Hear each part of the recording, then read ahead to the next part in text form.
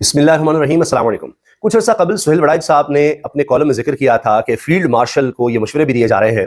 کہ تمام چیزیں اپنے کنٹرول میں لیں، موجودہ نظام میں بیٹھی ہوئی پارٹیز یہ کرپٹ ہیں، چیزیں ہونے نہیں دے رہی، معاملات اس طرح سے نہیں چل رہے جس طرح سے چلنے چاہیے،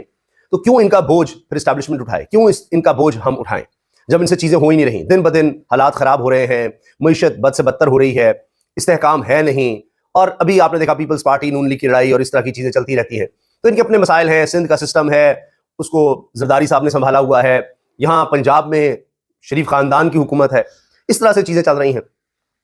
تو بہتری نہیں آ سکتی جب تک کہ ہم پوری طرح سے اصلاحات کی طرف نہیں جاتے، پوری طرح سے چیزیں اپنے کنٹرول میں نہیں لیتے، تب تک بہتری نہیں آ سکتی۔ تو یہ انہوں نے لکھا تھا، اور ساتھ سہیل وڑائچ صاحب کا کہنا تھا کہ ابھی تک اس پر فیصلہ نہیں ہوا، دوسری طرف یہ ہے کہ جیسے نظام چل رہا ہے 3.5 سال سے اس کو ایسے ہی چلنے دیا جائے۔ تو اب فی الحال سہیل وڑائچ صاحب نے تب کہا تھا کہ فی الحال ابھی تو اسٹیٹس کو کا ہی معاملہ لگتا ہے، مگر اب اس بات کو بھی کچھ مہینے ہو گئے ہیں تو چیزیں تو بہتر نہیں ہوئی، تو کیا اب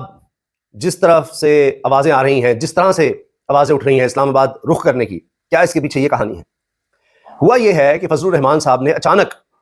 اب اسلام آباد کا رخ کرنے کا کہہ دیا، کارکنوں کو کہا ہے تیار ہو جاؤ، اب اسلام آباد جائیں گے، اور یہ پارلیمنٹ لونڈی ہے، اس جمہوریت کو نہیں مانتے، یہ سارا کچھ عیسائی ہندو اور کون سا نظام ہے جس کے ذریعے یہ سب چل رہا ہے، ہمیں ایسا نظام نہیں چاہیے، اب وقت آ گیا ہے، ہم نے اس کو گرا دینا ہے، ہم اس کا نہیں حصہ بن سکتے، یہ سب باتیں انہوں نے کی ہیں۔ اب فضل الرحمان صاحب کے بارے میں یہ بات ہم کر چکے ہیں کہ وزارت اعلیٰ بھی چاہ رہے تھے خیبر پختونخوا میں، وہ بھی نہیں ملی، ان کو کوئی اشارے دیے گئے تھے کہ جی آپ کو ہم دلوا دیتے ہیں، نہ نون لیگ آئی، نہ پیپلز پارٹی آئی، حتیٰ کہ تحریک انصاف کے لوگ ہی نہیں ٹوٹے، تو باقی کیا ہونا تھا۔ پھر یہ بھی کہا گیا اچھا گورنری کا کچھ کر دیں گے اور کوئی عہدہ دے دیں گے۔ تو کیا فضل الرحمان صاحب اب اسلام آباد پر یہ الغار اس لیے کرنا چاہتے ہیں کہ کوئی اور نظام آ جائے یا یہ نظام تلپٹ ہو جائے اور پھر اگلی باری میں ان کو کچھ بڑا عہدہ مل سکے؟ کیا یہ ان کی خواہش ہے؟ جو تقریر ہے وہ بڑی ہی سخت ہے۔ ان کے بیٹے نے، فضل الرحمان صاحب کے بیٹے نے تو نام لیے ہیں بڑے بڑے اعلیٰ افسران کے، اسٹیبلشمنٹ کے اعلیٰ افسران کے عہدے گنوا کر کے، یہ ہیں، یہ چلا رہے ہیں حکومت، یہ سارا نظام چلا رہے ہیں، فلاں چلا رہا ہے، فلاں چلا رہا ہے۔ سوچیے ذرا، یہ اگر تحریک انصاف کے کسی بھی بندے نے کہا ہوتا تو اب تک اس کے گھر پر ریڈ ہو جاتی، اس کے اوپر مقدمات ہوتے۔ میں نے خود سنا ہے ان کی تقریر کا وہ حصہ، میں آپ کو سنوا بھی نہیں رہا کہ پھر کہیں گے جی اس کو پی ٹی کا ایکٹ لگاؤ، فلاں لگاؤ، فلاں لگاؤ، یہ حالات ہیں۔ دوسری طرف استعفوں پر استعفے آ رہے ہیں، اور اس سے نظر آتا ہے کہ استحکام نام کی کوئی چیز نہیں ہے آنے والے دنوں میں بھی۔ فضل الرحمان صاحب نے کیا کیا کہا ہے اپنی تقریر میں، وہ سننے لائق ہے، اس پر بھی بات کروں گا، لیکن پہلے استعفوں کی کہانی سن لیجئے۔ 3 استعفے ہو گئے ہیں جی۔ آزاد کشمیر کے وزیر خزانہ عبد الماجد خان اور وزیر خوراک چودھری اکبر ابراہیم نے اپنی وزارتوں سے استعفیٰ دے دیا ہے، اور انہوں نے وزیر اعظم کو اس قدر شدید تنقید کا نشانہ بنایا کہ سارے فساد کی جڑ وہ ہیں، ساری ناکامیاں، تباہیاں، بربادیاں ان کی وجہ سے ہیں، سب کچھ ان کا کیا دھرا ہے، اور اس لیے دونوں نے پریس کانفرنس کی ہے کہ وزیر خزانہ اور وزیر خوراک کے طور پر ہم استعفیٰ دے رہے ہیں، اور کہا کہ جی یہ مہاجرین کی 12 نشستیں ختم کرنے کا فیصلہ کیا گیا، وزیر اعظم آزاد کشمیر امان الحق اس سارے عمل کے ذمہ دار ہیں، کیونکہ کشمیر ایکشن کمیٹی نے جو باتیں پہلے کہی تھیں ان پر پوری طرح سے عمل نہیں کیا انہوں نے، تو اس لیے حالات یہاں آگے کہ کشمیر کمیٹی دوبارہ نکلی اور انہوں نے مطالبات میں ہمیں بھی شامل کر دیا۔ جب سے پاکستان بنا ہے، جب سے آزاد کشمیر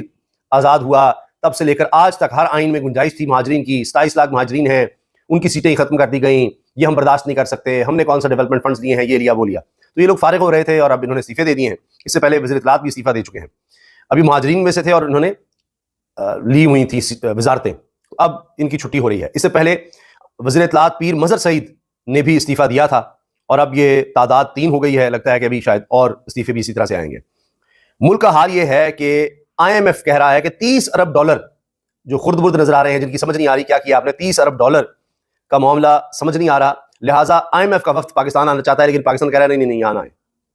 یہ وہی ہے جو ٹریڈ گیپ کے اندر $30 ارب کی سمجھ نہیں آ رہی کہ کس طرح آپ نے اس کو فل کیا ہے۔ اس کے علاوہ حکومت کس طرح چل رہی ہے، CNN میں آرٹیکل آ گیا ہے اور اس میں بتایا جا رہا ہے کہ یہ خوشامد کے ذریعے چل رہے ہیں، with rare earths, deft diplomacy and ample flattery، وہ کہہ رہے ہیں کہ اتنی خوشامد کہ اوف، Pakistan shows how to deal with Trump۔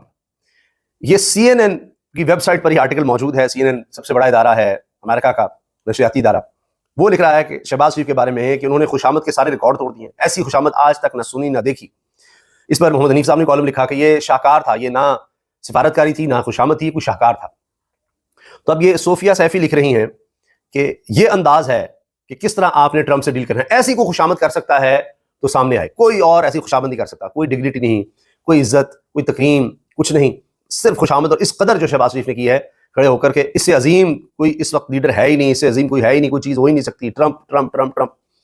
تو لہٰذا یہ ہے کہ آپ اپنے ارتھ منرلز جو معدنیات ہیں خاص وہ پیش کریں اور ساتھ اتنی خوشامد کریں، اتنی خوشامد کریں، یہ طریقہ ہے ٹرمپ کو خوش کرنے کا۔ مگر اس میں مسئلہ بہت بڑا ہے، وہ یہ کہ ٹرمپ پھر آپ سے اتنا ایکسپیکٹ کرے گا کہ یہ میری اتنی خوشامد کرنے والا ہے، یہ تو مجھے انکار کر ہی نہیں سکتا، میرے آگے سر نہیں اٹھا سکتا، یہ اتنا خوشامدی ہے، اس کو تو میں جو کہوں گا کرے گا۔ تو پھر وہ آپ سے پتہ نہیں کوئی ایسا کام بھی کہہ دے کہ آپ کہیں کہ ہو یہ میں کیسے کر دوں گا، تو الٹا پڑ جائے۔ اب فضل الرحمان صاحب بھی اس طرح کی باتیں کر رہے ہیں کہ جی ہم تو اسرائیل کو تسلیم نہیں کرنے دیں گے، اسرائیل کو تسلیم نہیں کرنے دیں گے۔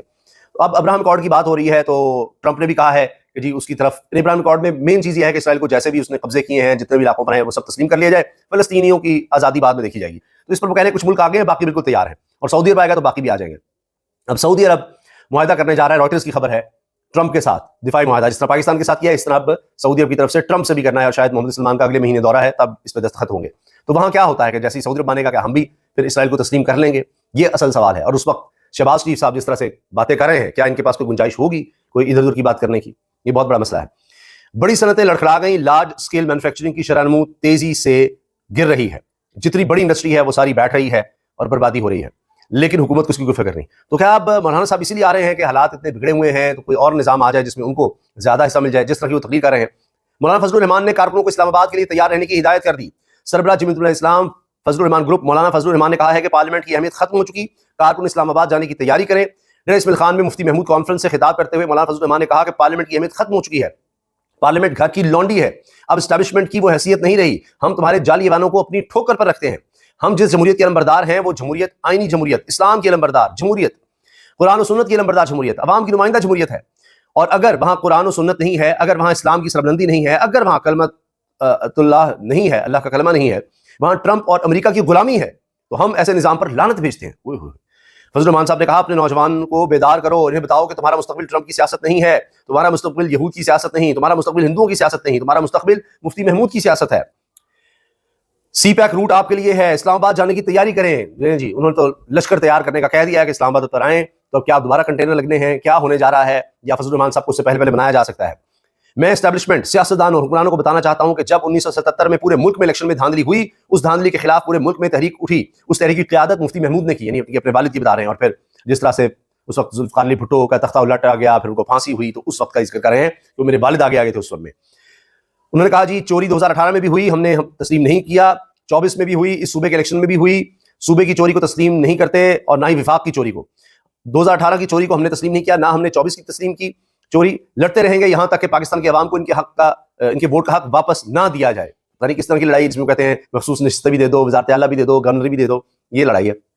ہم اختلافات کرتے ہیں، ہم اختلاف کریں گے، لیکن ہماری سیاست گالیوں، بدتمیزی، بد اخلاقی، فحاشی اور عریانی کی سیاست نہیں، ہماری سیاست اعلیٰ اسلامی اقدار کی سیاست ہے۔ اس ملک میں ایک اور تحریک شروع ہوئی ہے کہ اسرائیل کو تسلیم کیا جائے، اسرائیل کو تسلیم کرنے میں ہمارا بڑا مفاد ہے، لیکن آپ کی طاقت تھی جو میدان میں نکلی، اس نظریے کو مارا، اسرائیل کو تسلیم کرنے کے عزائم کو توڑا، اور آج کوئی بھی پاکستان میں اسرائیل کو تسلیم کرنے کی بات کرنے کی جرت نہیں کر سکتا۔ تو یہ آپ دیکھ لیجیے گا ذرا مولانا صاحب، یہ ابراہم اکارڈ کا بھی دیکھ لیجیے گا، اور جو نکلے تھے اسی چکر میں لانگ مارچ میں ان کا بھی حال دیکھ لیجیے گا، بین کیے جا رہے ہیں، گرفتاریاں ہو رہی ہیں، ذرا سوچ لیجیے گا۔ خیر،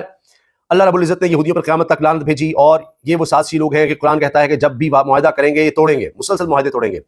فضل الرحمان صاحب نے کہا کہ قائد اعظم نے اسرائیل کی حکومت بننے کے بعد سب سے پہلا بیان دیا تھا کہ یہ ایک ناجائز ریاست ہے، اس نے جس کو ناجائز ریاست کہا اور جس کو انہوں نے عربوں کی پیٹھ پر گھونپا ہوا خنجر قرار دیا، آج قائد اعظم رحمۃ اللہ علیہ کا نام لینے والے انہی کے اصول اور انہی کے فیصلوں کو روندتے ہیں۔ جب تک ہم زندہ ہیں، یہ جی آخری جملہ، جب تک ہم زندہ ہیں میں اللہ کو گواہ بنا کر کہتا ہوں اور ان ساری قوتوں کو آگاہ کرتا ہوں کہ جب تک ہم زندہ ہیں تمہارا باپ بھی اسرائیل کو تسلیم نہیں کر سکے گا۔ تو دیکھتے ہیں کہ فضل الرحمان صاحب اپنی بات پر قائم رہتے ہیں۔ اللہ حافظ۔